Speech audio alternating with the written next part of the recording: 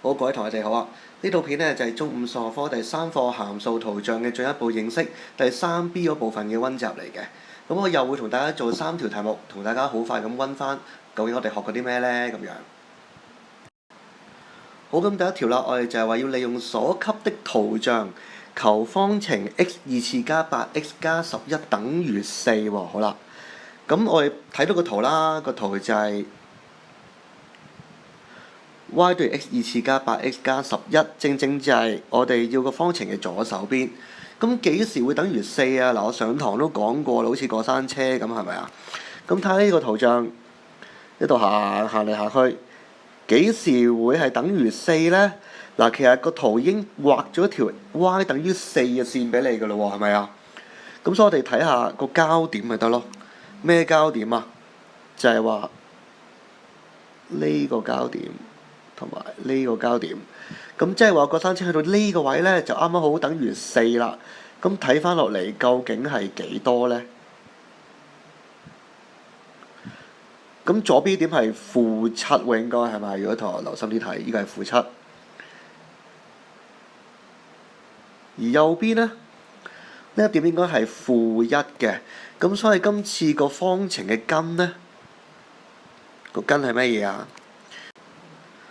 咁個根呢，咁就 x 啦，就會等於頭先睇咗啦，負7。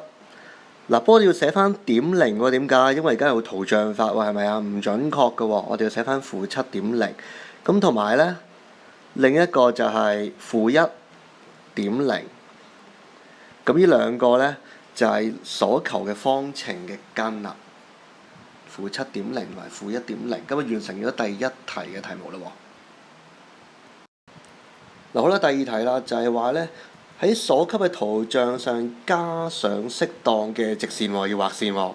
咁呢，從而解方程負 x2 次加 2x 加7等於4。嗱，同學小心。雖然呢，見到個4好想調過去左手邊啊，但係千祈唔好。點解啊？因為而家個圖俾咗你呢，就係負 x2 次加 2x 加7啊，正正就係同佢左手邊係一樣嘅喎。你個4掉咗過去，咁啊同左手邊唔同咯，你就唔可以用翻個圖像嚟做依題題目嘅咯喎。咁所以千祈唔好將個4掉過去。而我哋應該點做啊？個方程負 x2 次加 2x 加7等於4，佢要等於4啊嘛，又係用過山車嘅例子啦。我哋所見到嘅圖像幾時先會係等於4呢？呢個位就係4啦。落翻呢度又係4喎。其實簡單嚟講，我哋可以加條 y 等於4嘅直線嘅。咁啊加喺度，呢個呢就係 y 等於4嗰條橫線啦。咁加條線之後呢，我哋就會見到個交點啦。呢個就係交點。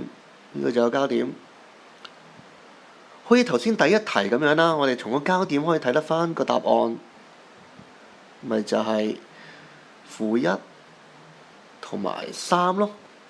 咁所以今次個答案呢，其實個方程點解個方程啊？咁就係話個 x 呢就會等於負1。不過因為從圖像睇到答案，我多數寫負1.0或者係3.0，咁呢兩個呢，就係所求嘅所需要嘅答案啦。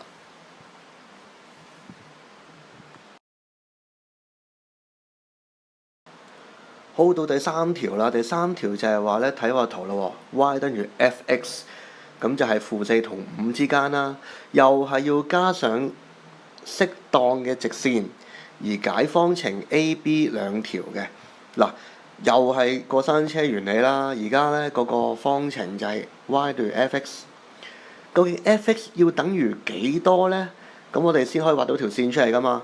今次 A part 咯喎 ，f(x) 加 1.8 係等於0。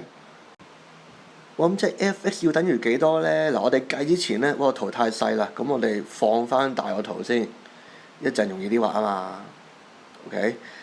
好，講翻 A part 先啦。嗱 A part 咧 f(x) 加 1.8 等於0，咁即係咧大家啲加減都 OK 㗎。咁 1.8 掉過去，即係 f(x) 等於負 1.8 咯，係咪啊？咁換言之，我哋加條負 1.8 嘅線咧，就揾到個答案嘅咯。A part，咁我哋加翻負 1.8 先。嗱 Y 軸咧一格應該係代表0.2嘅喎，係咪啊？因為5格就係負1啊嘛，咁負1.8咧應該就係大概呢個位啦。嗱，畫得樣衰啲啊！咁呢度咧睇翻上嚟咧，應該就係4.2喎，係咪啊？4.2，咁就所以咧 x 就應該等於4.2啦，得唔得？好到 B part 咯喎 ，B part 咧10個 f(x) 減5等於1，嗱又係啦。咁嘅格式咧，我哋係畫唔到條線出嚟喎。因為一定要係 f(x) 等於幾多，我哋先可以加到條線噶嘛，係咪啊？咁我哋掉個5過去先啦，等於6咯，係咪啊？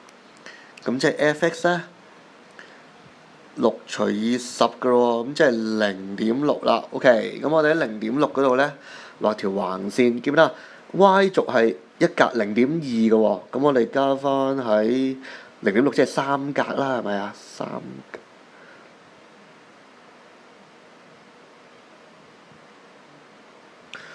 好，3格咧應該大概係負2喎，同佢度負2。咁所以個答案咧 x 應該等於負2。不過記住圖像化0.0要加翻嘅。嗱，咁呢題難少少啊，難在啲咩啊？因為我哋其實咧嗰條方程咧，其實唔係 f(x) 等於乜嘢咁樣咁容易幫我哋畫條線啊嘛。咁所以我哋其實就要將 f(x) 轉做主項，掉翻晒其他唔關事嘅去右手邊。咁啊 f(x) 就等於負1.8。咁我哋變咗咧就可以畫翻條 y 等於負1.8嘅線咯。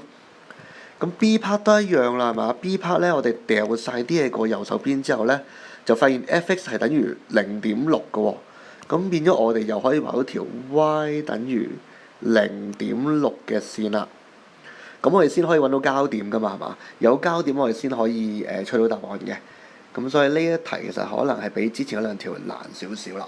咁希望各位同學明白呢3類題目。咁啊，翻去温下3B 呢個部分啦喎。OK，今日係咁先，拜拜。